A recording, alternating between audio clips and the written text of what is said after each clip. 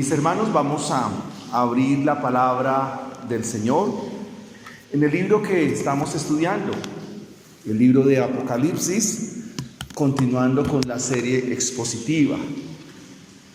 Jesucristo, Rey de Reyes y Señor de Señores. Y quiero que abra por favor la Biblia en el capítulo 4 del libro de Apocalipsis. Es un capítulo muy interesante junto con el 5, donde se nos muestra la adoración al que está sentado en el trono y al Cordero.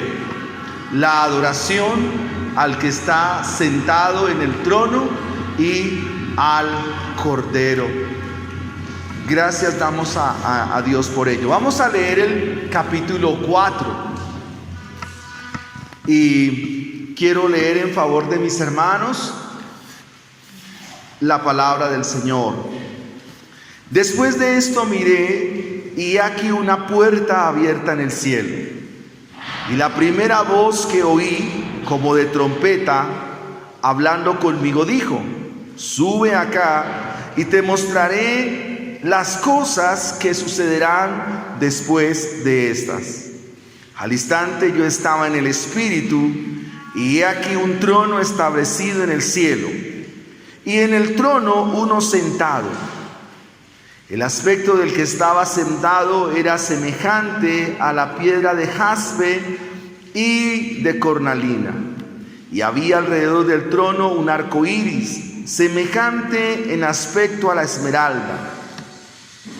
Alrededor del trono había 24 tronos, y vi sentados en los tronos a 24 ancianos, vestidos de ropas blancas, de coronas de oro en sus cabezas. Y del trono salían relámpagos, truenos y voces delante del trono. También ardían las 7 lámparas de fuego, las cuales son los 7 espíritus de Dios. Y delante del trono había como un mar de vidrio semejante al cristal, y junto al trono y alrededor del trono 4 seres vivientes, llenos de ojos delante y detrás. El primer ser viviente era semejante a un león, el segundo era semejante a un becerro, el tercero tenía rostro como de hombre, y el cuarto era semejante a un águila volando. Y los 4 seres vivientes tenían cada uno 6 alas, y alrededor y por dentro estaban llenos de ojos, y no cesaban día y noche de decir: Santo, Santo, Santo, es el Señor Dios Todopoderoso, el que era, el que es y el que ha de venir. Y siempre que aquellos seres vivientes dan gloria y honra y acciones de gracias al que está sentado en el trono, al que vive por los siglos de los siglos, los 24 ancianos se postran delante del que está sentado en el trono y adoran al que vive por los siglos de los siglos, y echan sus coronas delante del trono diciendo: Señor, digno eres de recibir la gloria y la honra y el poder, porque tú creaste todas las cosas, y por tu voluntad existen y fueron creadas. Amén y amén. Padre mío que estás en el cielo, en el santo y glorioso nombre de Jesucristo, tu Hijo amado, queremos darte gracias por tu palabra bendita, por tu palabra gloriosa, excelsa y maravillosa. Alumbra hoy nuestro entendimiento, obra, oh Dios, en nuestro corazón, obra en nuestra vida, y haznos, Señor, mejores adoradores, para la gloria tuya, para bendición y provecho nuestro. Por los méritos de Cristo Jesús, te lo pedimos. Amén y amén. Uno de los textos que más se suelen usar a la hora de tener comunión con el Señor, y que esta comunión se expresa a través de la oración, corresponde al versículo 16, del capítulo 4 del libro de Hebreos. Este texto nos dice: acerquémonos pues confiadamente al trono de la gracia para alcanzar misericordia y hallar gracia para el oportuno socorro. Aunque oramos de esta manera, sabemos que los méritos están siempre en nuestro Señor Jesucristo, que toda oración, todo ruego, toda petición, todo lo que nuestros labios expresan a Dios, tan solamente son aceptos en la obra y los méritos de Cristo Jesús. No debemos olvidarnos nunca que aunque allí está la misericordia, está la gracia, sigue siendo un trono. Y que quien está sentado en el trono es el creador de todas las cosas, el omnipotente Dios, a quien corresponde recibir toda gloria, todo honor y toda alabanza. Es supremamente clave, importante para la iglesia, que podamos entender que Juan está recibiendo la revelación de las cosas que han de suceder después de estas. Después de que se ha hecho una radiografía de la iglesia, de la plenitud de la iglesia, ahora este capítulo 4 nos muestra un escenario totalmente diferente. Un escenario donde está el Padre Celestial sentado. El versículo 1 del capítulo 4 nos dice: sube, ven acá y te mostraré las cosas que han de suceder después de estas. ¿Qué es lo que va a suceder? ¿Qué es lo que está observando Juan? Juan va a observar cómo el Padre, el Dios omnipotente, ahora le confiere a su Hijo todas las cosas. Este es el momento en que el Cordero de Dios, este es el momento en que la segunda persona de la Trinidad, nuestro bendito y glorioso Señor Jesucristo, recibe todo lo que el Padre le va a entregar. Es el Padre quien ahora le confiere a su Hijo Jesucristo el poder de su reino. Le confiere todas las cosas, y dentro de esas cosas también le son entregados los juicios. Al Cordero le será entregado todo. Así se cumplirán todas las profecías del Antiguo Testamento en cuanto a la consumación de los tiempos, y cómo nuestro Señor Jesucristo, repito, del Padre recibirá todas las cosas. Hemos visto en los versículos del 1 al 6 de este capítulo 4 una descripción del trono de Dios. Es un trono donde metafóricamente se ilustra la majestad de Dios. Es un trono donde se ve la misericordia de Dios. Es un trono donde se ve la justicia de Dios. Es un trono donde está la magnificencia de Dios. Es un trono donde está la misma gracia de Dios. Es un trono que se describe conforme a los atributos del Señor. Ahora la pregunta que tenemos que hacernos en la porción a estudiar, desde el versículo 7 hasta el versículo 11, ¿qué es lo que debemos preguntarnos? ¿Cómo es la adoración al que está sentado en el trono? ¿Cómo es la adoración al que vive por los siglos de los siglos? El título de nuestro sermón es La adoración al que vive por los siglos de los siglos. La adoración al que vive por los siglos de los siglos, al que está sentado en el trono. ¿Cómo es esa adoración? Quiero invitarle a que miremos los puntos en esta mañana de nuestro sermón. En el versículo 7 encontramos que es una adoración constante y centrada en Dios. Es una adoración constante y que está centrada en Dios. El segundo aspecto lo encontramos en el versículo 9, y que es una adoración de rendición total.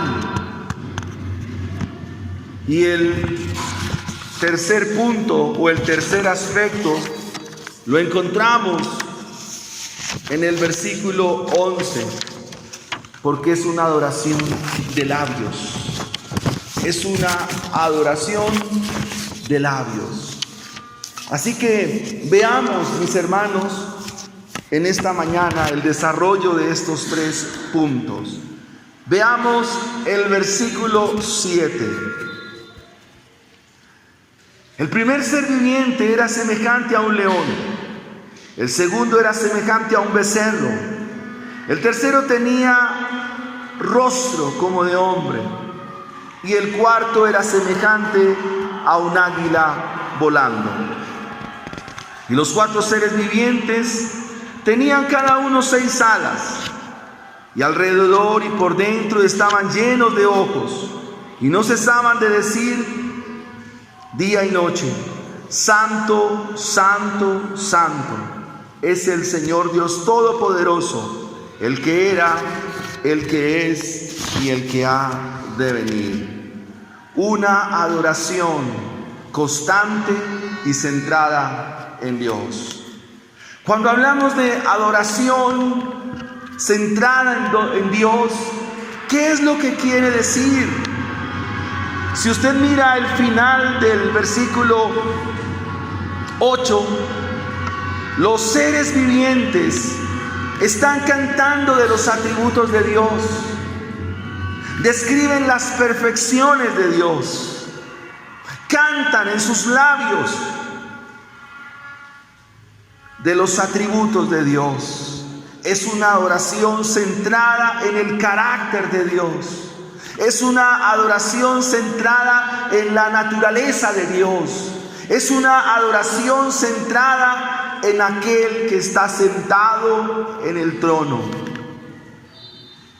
En el texto que tenemos delante observamos 4 seres vivientes. El autor sagrado los describe en el versículo 7. Esto nos presenta algo así como un collage, como híbridos, porque tienen alas, porque se asemejan a un águila, se asemejan a un león, se asemejan a un becerro, y también con apariencia humana. Es la Biblia misma la que nos va a revelar de qué se trata o quiénes son estos seres vivientes. Aunque quisiera decirle, mis hermanos, que lo importante aquí no es saber quiénes son estos seres vivientes. Ese no es el interés aquí. El interés es lo que hacen, lo que ofrecen, lo que tributan al que está sentado en el trono. Eso es lo importante. Sin embargo, la Biblia no nos deja con dudas al respecto. La descripción de estos seres vivientes está desde el comienzo, desde Génesis 3. Luego el capítulo 6 del libro de Isaías nos ayuda. El capítulo 1 del profeta Ezequiel también nos ayuda. El capítulo 7 del libro de Daniel nos va a ayudar a entender de qué se trata o en qué consiste o quiénes son estos seres vivientes. La primera referencia la encontramos en Génesis capítulo 3, verso 24. Se nos habla allí de los querubines, que son guardianes de la morada de Dios. Fueron puestos allí para que el hombre no tuviera ningún acceso al árbol de la vida. Génesis nos dice que el Señor puso allí 2 querubines para que fueran guardianes y el hombre no pudiera alcanzar el árbol de la vida. Cuando hablamos de querubines en la Biblia, estamos hablando de que estos seres tienen la consigna de alabar constantemente a Dios, pero al mismo tiempo ellos nos recuerdan cómo es que se alaba a Dios. Cuando hablamos de los querubines, estamos hablando de que son guardianes que se encargan de alabar a Dios, que se encargan de dar alabanza al Señor. Pero también eso nos recuerda a nosotros como iglesia, como hijos del Padre, que debemos dar gloria a Dios. La otra referencia la encontramos en el tabernáculo, en el lugar santísimo.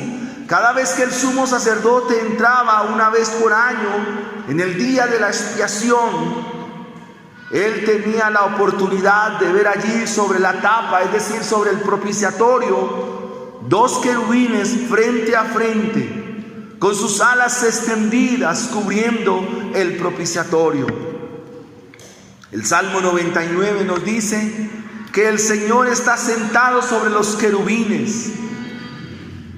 Aún sobre las mismas cortinas del lugar santísimo habían querubines bordados. Esto para recordarnos que la morada de Dios tiene unos custodios, y esos custodios son los mismos seres vivientes que ahora Juan nos describe. Una referencia un poco más amplia la encontramos en el capítulo 6 del profeta Isaías. Y la pregunta que tenemos que hacernos cuando estudiamos la Biblia es: ¿por qué se traen de estos textos? El profeta Isaías es un profeta que va a hablar a la Israel del sur en tiempo de idolatría, en tiempo de perversidad, en tiempo de apostasía. La gloria de Dios es manifiesta al profeta. Dice Isaías capítulo 6 que en el año que murió el rey Usías, él vio al Señor sentado sobre un trono alto y sublime, que sus faldas llenaban el templo, y una vez más, por encima de él habían serafines.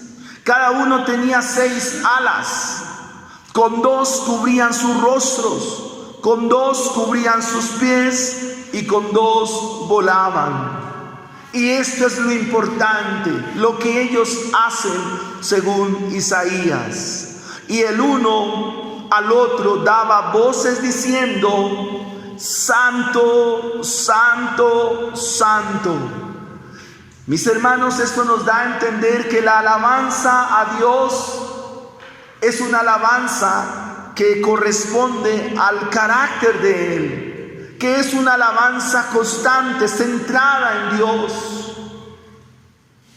La otra referencia la encontramos en el capítulo 1 del libro del profeta Ezequiel. Es una visión extraordinaria que nos la va a mostrar desde otra perspectiva, con orden inverso a como nos lo señala Juan en el capítulo 4 de Apocalipsis.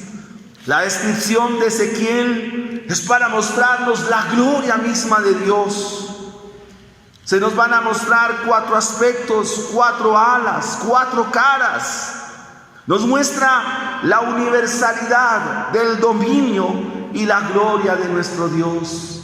Cuando hablamos de 4 en la Biblia, hablamos o eso mejor corresponde a los dominios de Dios, hasta donde Dios domina. Y Dios domina sobre los 4 confines de la tierra, como lo diría el evangelista Mateo en Mateo 24, hacia los 4 puntos de la tierra. El 4 en la Biblia describe hacia dónde se extiende el dominio de Dios y hacia dónde se extiende la gloria de Dios.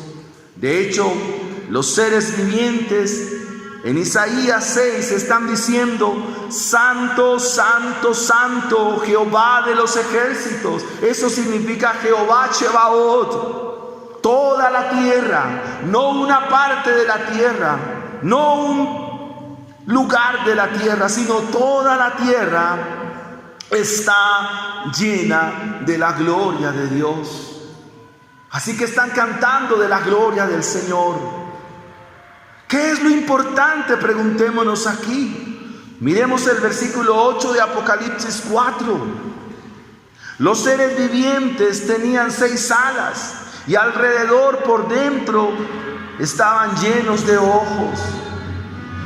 La aproximación que nos da Juan, él la relata o la escribe conforme a lo que él puede entender, porque está describiendo desde otro lugar y usa términos humanos. Cuando dice el texto que alrededor y por dentro estaban llenos de ojos, está hablando de la majestad de estos seres. Algo así como lentejuelas que están brillando en ellos, como pepas que están brillando, titilando. Y esto es notorio. Los 4 seres vivientes tienen 6 alas y alrededor por dentro están llenos de ojos y no cesan día y noche de decir: Santo, santo, santo. Están describiendo el carácter de Dios. Ahora, la expresión no cesan significa que no paran, no dejan. Algo así como día tras día, noche tras noche. Pero repito, estos son términos humanos para que podamos entender, porque el lugar donde Juan está no existe el día y la noche. Está describiendo la eternidad. Está describiendo que estos seres vivientes constantemente no dejan un momento, no dejan un instante de decir: Santo, santo, santo. Es el Señor Dios Todopoderoso, el que era, el que es y el que ha de venir. Aquí la adoración que está centrada en Dios tiene un contenido. La adoración que está centrada en Dios está proclamando quién es Dios. En los salmos que hemos venido leyendo, siempre se nos instan a cantar de quién es el Señor. Que cantemos de Él y de sus maravillas, de sus portentos y de sus obras. El salmo de lectura inicial que hacíamos describe al Dios creador, describe el poder de su palabra. Los seres vivientes están proclamando de la soberanía de Dios, el Dios Todopoderoso. Están describiendo la santidad de Dios, están describiendo la eternidad de Dios y están describiendo también la esperanza que es en Dios.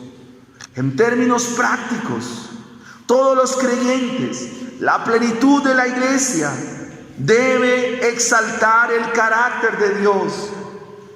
Queridos hermanos, querida iglesia, todos nosotros de manera aplicativa, siempre, mientras tengamos vida en este lado de la eternidad, debemos dar la debida gloria, la debida alabanza al Santo de los santos, al Dios de los ejércitos, al eterno Rey de los cielos, al que un día vendrá. Nuestra alabanza a Él no debe parar.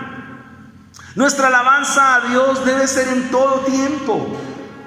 Nuestra alabanza al Señor debe ser constante cada minuto, en cualquier actividad y en cualquier lugar donde nos encontremos, somos adoradores del que vive y reina, del que está sentado en el trono de Dios. ¿Qué significa esto? Usted pudiera decir, pero pastor, tengo que ir a trabajar. Muy bien, con tu trabajo adoras a Dios. Tengo que ir a estudiar. Con la manera en que tú estudias, adoras a Dios. Para mis hermanas amas de casa, lo que preparas, los alimentos que haces allí, eso debe adorar a Dios. Cualquier actividad que hagamos es de alabanza a nuestro Dios. Independientemente de las circunstancias, independientemente de la situación, independientemente delante de quien nos encontremos, todo el tiempo hay que adorar a Dios. Estos seres vivientes lo hacen día y noche, constantemente. No dejan de alabar, no dejan de bendecir y no dejan de decir: Santo, Santo, Santo. ¿Por qué santo, santo, santo? Porque el que está en el trono es el santo de los santos. Y porque quien profiere alabanza de labios también debe ser santo. O sea que aquí nos deja un marco. Y es que solo Dios recibe la alabanza de quienes son sus santos. Solo Dios recibe la alabanza de los redimidos por el Cordero. Nadie puede alabar al Santo de los santos o al que está sentado en el trono si no ha experimentado la regeneración o el nuevo nacimiento. Por eso se repite acá el superlativo Santo, Santo, Santo, para describir lo infinito que es la santidad de Dios. Cuando hablamos de santidad, estamos hablando que no hay pecado. Cuando hablamos de santidad, estamos hablando de todo lo pertinente a la pureza. Cuando hablamos de santidad, estamos hablando a lo más alto de la rectitud moral. Y quienes alaban a Dios y quienes lo bendicen y quienes de sus labios dicen Santo, Santo, deben ser puros, deben caminar en la santidad, deben ser limpios de corazón, porque hay dicha y ventura en ser limpio de corazón. Bienaventurados los limpios de corazón, porque no solo ellos verán a Dios, sino que ellos también alabarán a Dios. Esto nos lleva a nuestro segundo aspecto, nuestro segundo punto. ¿Cómo es la adoración al que está sentado en el trono? Es una adoración de rendición total. Adorar significa sumisión. Adorar significa rendición. Y adorar significa obediencia, sumisión, rendición y obediencia. Si tú no eres obediente a Dios, no eres un adorador. Si tú no te sometes a su señorío, no eres adorador. Aquí no existe una adoración a medias. Aquí no existe una adoración superficial. O se adora o no se adora. El versículo 9 dice: y siempre, otra vez describe la eternidad, siempre, que aquellos seres vivientes que dan gloria, ¿Qué más dan? Honra. Estos aspectos que se nos muestran aquí, como son la gloria y la honra, describen lo que ha hecho Dios, lo que hace Dios, no por su iglesia, sino por toda su creación. La honra y la gloria son atributos prácticos de Dios. Él hace salir el sol sobre buenos y malos. Él envía la lluvia sobre todos, y más en estos días. Pero dice acá que hay acción de gracias. ¿Qué es una acción de gracias? Vaya conmigo al Salmo 100.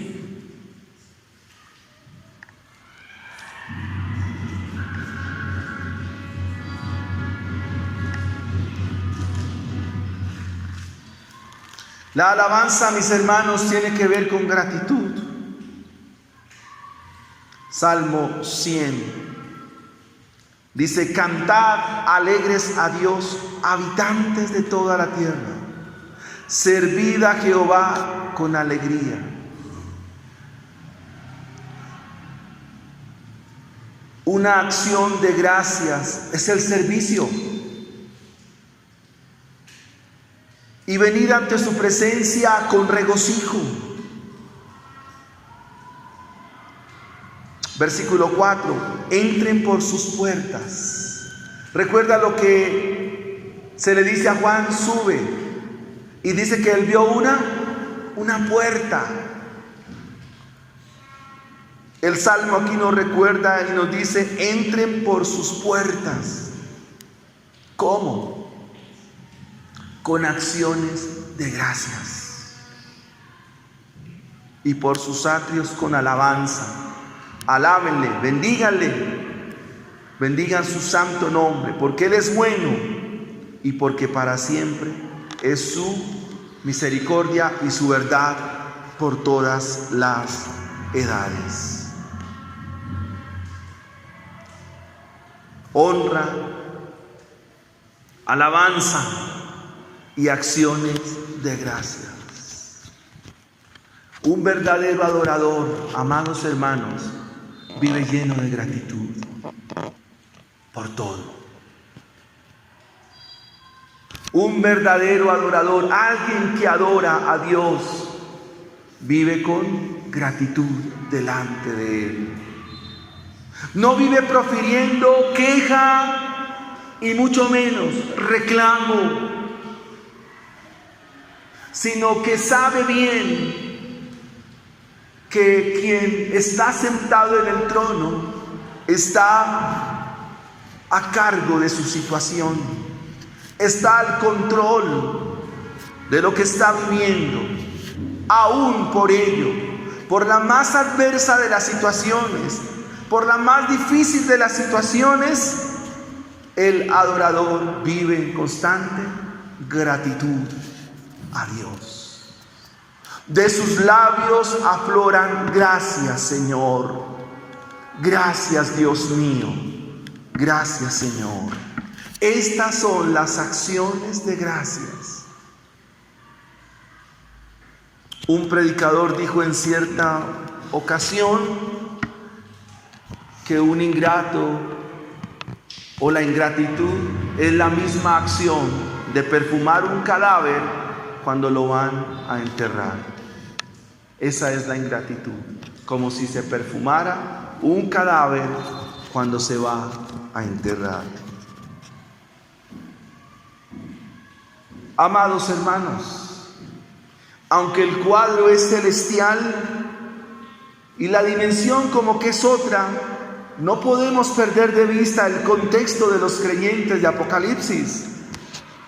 Recordemos que el libro es un libro muy pastoral y que es un libro de enorme consolación para todo aquel que ha creído a Cristo Jesús y vive el Evangelio.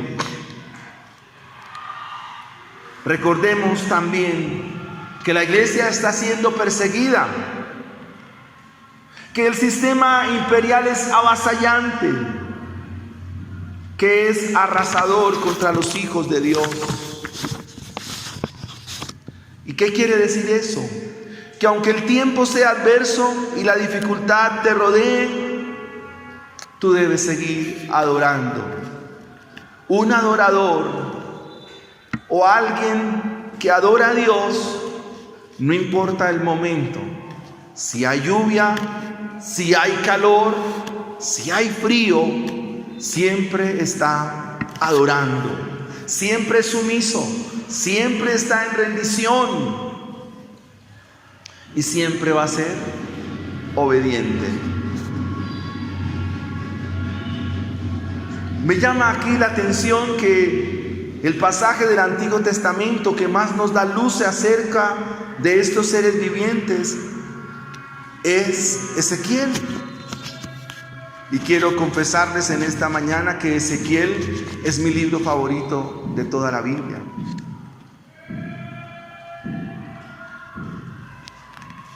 ¿Qué es Ezequiel? ¿De qué se encarga Ezequiel?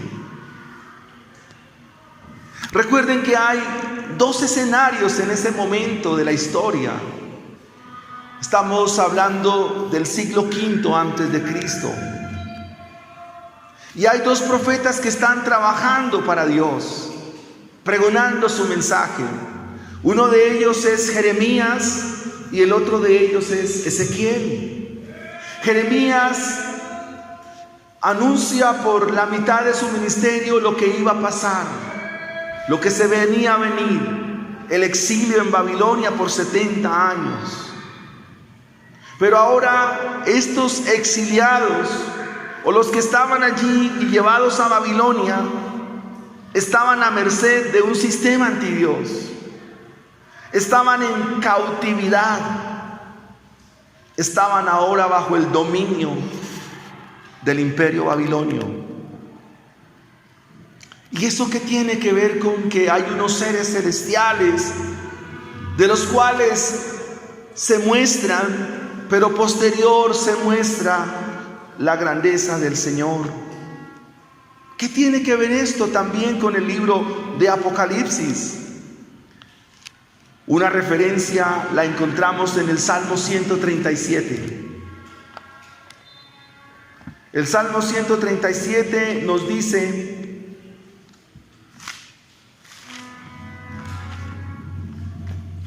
que hay unos cautivos en las tierras de Babilonia.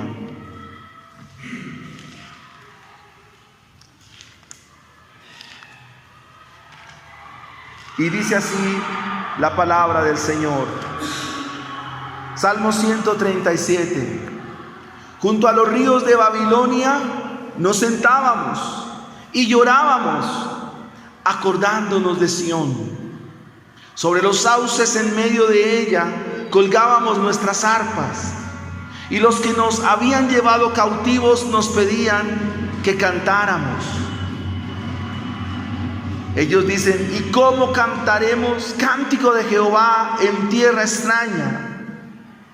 Si me olvidare de ti, oh Jerusalén, pierda mi diestra su destreza, mi lengua se pegue a mi paladar.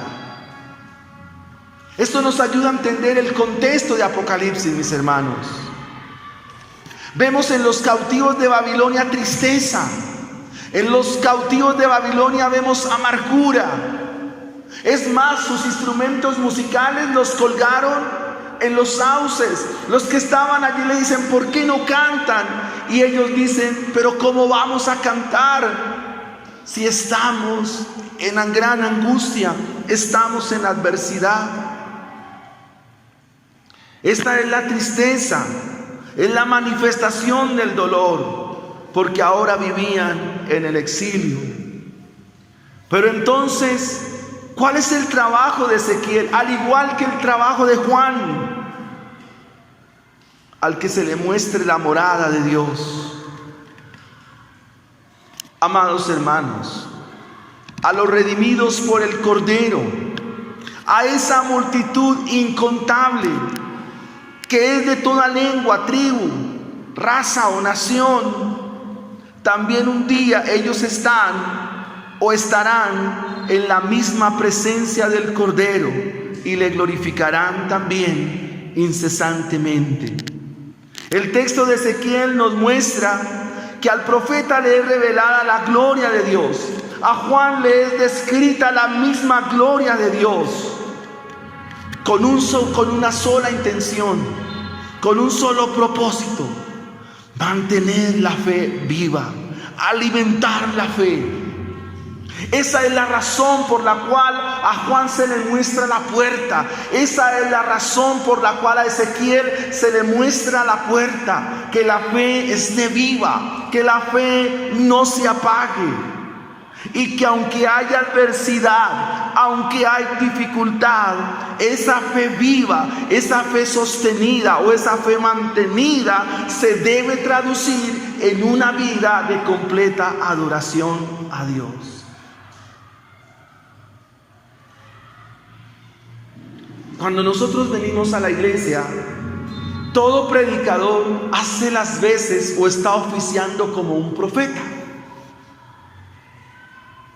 Y ese predicador o ese profeta, como usted lo quiera llamar, cuando lo expone a la palabra del Señor, ¿qué es lo que está haciendo? Manteniendo la fe viva. Que usted se mantenga, que usted camine en los propósitos de Dios. Si nos pusiéramos en esta mañana a contarnos los problemas que tenemos, nos va más allá del mediodía. Porque de seguro mis hermanos acá tienen problemas. De este lado mis hermanos, ¿qué tienen? Problemas. Yo también tengo problemas, tenemos circunstancias, tenemos dificultades. Pero ¿para qué es puesta la palabra del Señor? Para que podamos seguir caminando a pesar de lo que estamos viviendo. Y la manera como acá en este contexto se muestra es haciéndole una referencia al pasado para que puedan ver lo que es el futuro. ¿Por qué la adoración entonces es rendición y sumisión total? ¿Qué hacen estos 24 ancianos? Estos 24 ancianos nos describen la obra consumada de Cristo. Estos 24 ancianos, el autor sagrado se toma la tarea de darnos detalles de ellos. Cómo están vestidos y qué tienen en su cabeza. Estos 24 ancianos representan el pueblo de Dios a través de todos los tiempos. Los 12 patriarcas de Israel que ilustran los creyentes de la antigüedad. Los 12 apóstoles que ilustran la iglesia, el pueblo del Nuevo Testamento, pero finalmente es un solo pueblo. ¿Qué hacen estos 24 ancianos que están vestidos de vestiduras blancas? Y eso nos muestra que es Cristo, nuestro Señor, quien cumplió la obra en ellos y por ellos. Estos 24 ancianos se postran delante del que está sentado en el trono. Aquí, estar sentado da la idea de caer de rodillas y poner su rostro en tierra. Y esta acción de alabanza y adoración la llevan a cabo los 24 ancianos. El autor sagrado nos describe sus vestiduras, indicándonos que están adecuadamente vestidos delante de Dios. Sus cabezas portan una corona. La corona los distingue como vencedores, como aquellos que han llegado y que han terminado bien la carrera. Pero sabemos que la victoria no fue de ellos. La victoria completamente fue del Cordero de Dios. Por eso, ¿ellos qué hacen? Lo que los distingue como vencedores, ¿qué hacen con el estéfanos? Eso significa la palabra corona. ¿Qué hacen con esa corona? Esta corona no es mía, es del Cordero, porque Él fue quien realmente venció. Él fue quien lo logró. La victoria es del Señor. Y se postran ante el que vive y reina, al que está sentado en el trono. Cuando hablamos de adoración a Dios, hablamos de rendición y de sumisión. Amado hermano, amada hermana, querida iglesia, si nosotros no nos sometemos a Dios, estamos en franca rebeldía. Dios quiere hijos sumisos.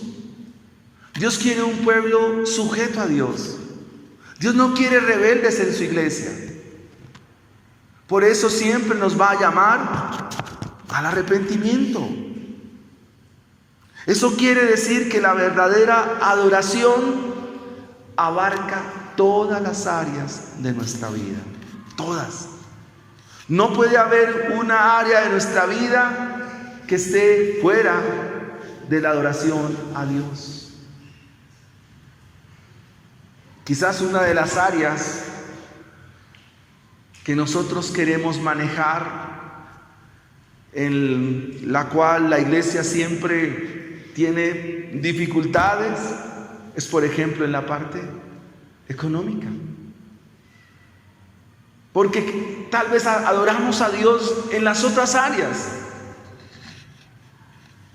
Y a veces nos preguntamos, ¿y por qué en esta no me va tan bien? Y es una manera de revisar, porque a Dios también se adora con nuestra economía. A Dios se adora de todas las formas de nuestra vida. Nuestra vida en todo tiempo debe estar rendida y sometida a la palabra del Señor. Todo el tiempo. Si el viento te es contrario, adora a Dios. Si las dificultades te rodean, adora a Dios. Si la adversidad o la tristeza te llega, adora a Dios. Adórale. Atentamente, Job. ¿Recuerdan Job? ¿Qué perdió Job? Sus hijos, todo lo que tenía, su salud. ¿Y qué dijo? Jehová dio, Jehová quitó, sea el nombre de Jehová bendito. Ese es un adorador. Miremos en tercera instancia que una adoración, o la adoración al que está sentado en el trono, al que vive y reina, es una adoración también de labios.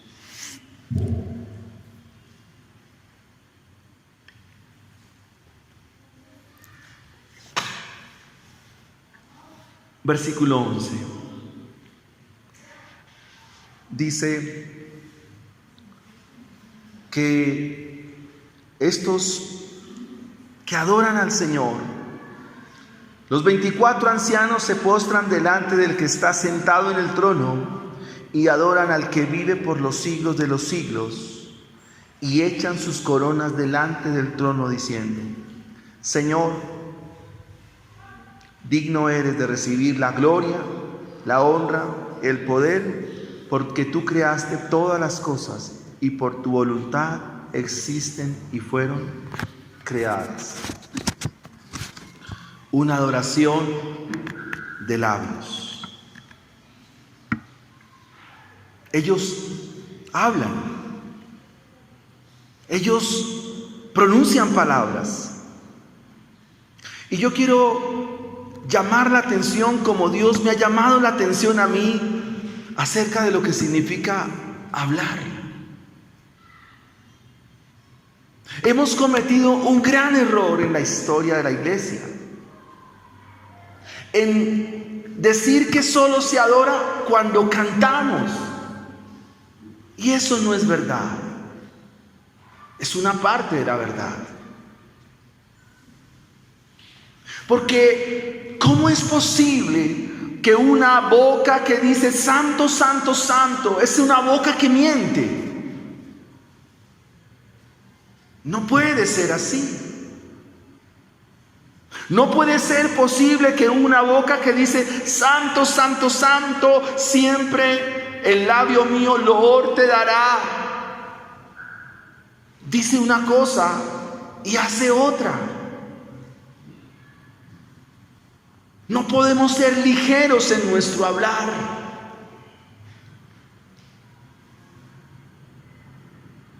Tal vez nosotros decimos, no somos católicos, pero a veces nuestra oración se torna repetitiva, monótona.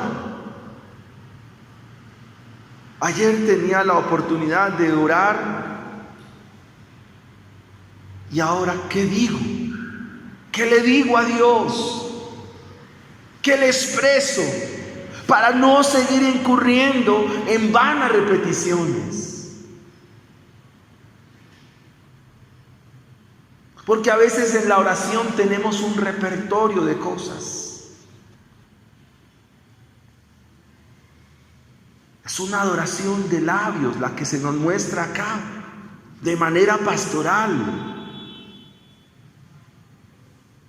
El cántico aquí se centra en la historia. ¿Quién es el centro de la adoración? Es Dios. Y ellos dicen, tú eres digno de recibir la gloria, la honra, el poder. Señor, tú eres digno, porque a ti pertenecen todas las cosas, porque tú eres el creador de todas las cosas. Está bien, y es un ejemplo para hacerlo. Pero mi aplicación o la aplicación pastoral va en que nosotros como iglesia no podemos seguir hablando como hablamos, diciendo lo que decimos, sino que ahora tenemos que ser un poco más cuidadosos, porque la alabanza no solo es aquí. Más tarde, cuando ya salgamos de la iglesia, salgamos de este tiempo y estemos en casa, o mañana o esta semana, también debemos saber lo que estamos hablando.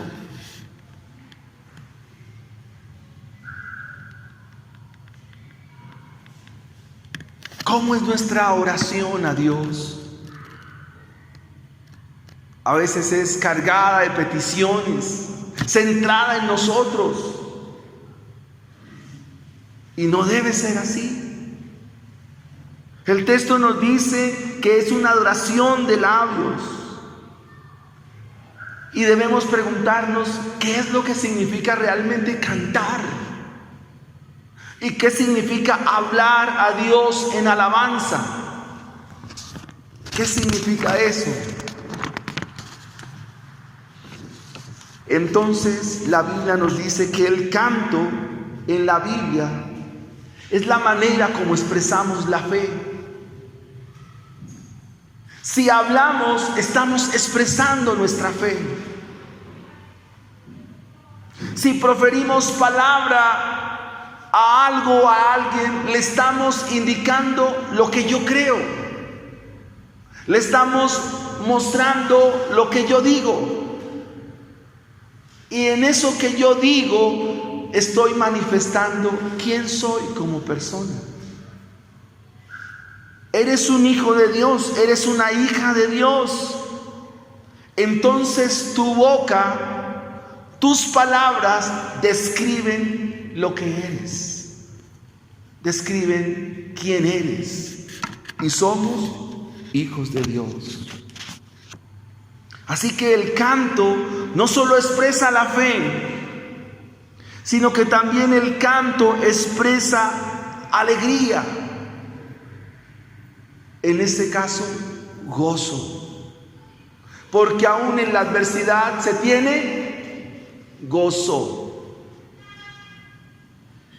Y también en el canto se canta de la gratitud hacia Dios. Y una manera de adorar y alabar a Dios surge de un corazón transformado, de un corazón renovado. Miremos Romanos capítulo 12.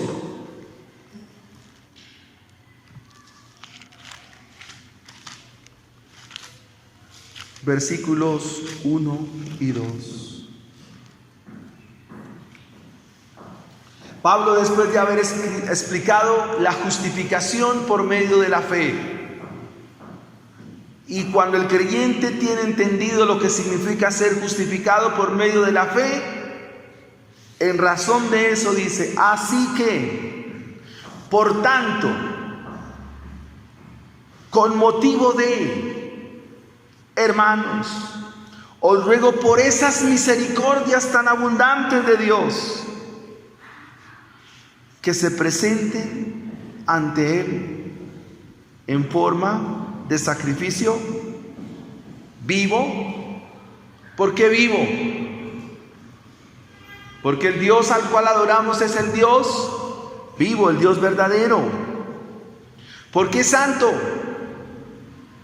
Porque hay una nueva naturaleza en nosotros. Agradable. ¿Por qué agradable? Porque estamos vestidos de la justicia de Cristo. Eso es lo que explicó en esos 11 capítulos. La justicia de Dios, que es Cristo mismo. Estamos vestidos de su justicia. Eso nos hace agradables a Dios. Y dice, agradables a Dios, y de forma racional. Y ahora en el versículo 2 dice: no se conformen a este siglo, sino transfórmense por medio de la renovación de vuestro entendimiento. Y parte de ver la transformación del entendimiento en nuestra vida tiene que ver con lo que hablamos, con lo que decimos. Creo que esto nos deja como aplicación práctica que debemos ser cuidadosos en nuestro hablar, en lo que decimos de palabra, en lo que manifestamos con nuestra lengua. Es un desafío para la iglesia, porque está alabando al que está sentado en el trono. Si decimos: Señor, a ti es la gloria, a ti es la honra, a ti es el poder, porque tú eres el creador, porque tú sustentas todas las cosas fueron creadas por ti. Esos mismos labios, como aplicación, imitando a estos 4 seres vivientes, a estos 24 ancianos, de manera práctica, para nosotros como ejemplo, deben describir también y nos deben mover a nosotros a cambiar nuestra manera de hablar, nuestra manera de expresarnos a Dios y a nuestro prójimo.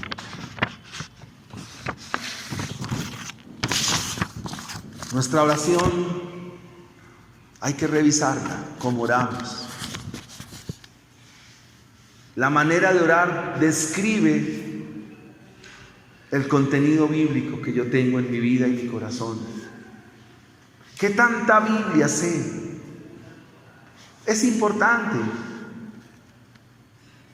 Lo que cantamos en la iglesia debe ser ahora revisado con mucha más minucia, porque la adoración de los hijos de Dios no se centra en los hijos de Dios, se centra en el que está sentado en el trono, a quien es toda la gloria, toda la honra y es toda la alabanza.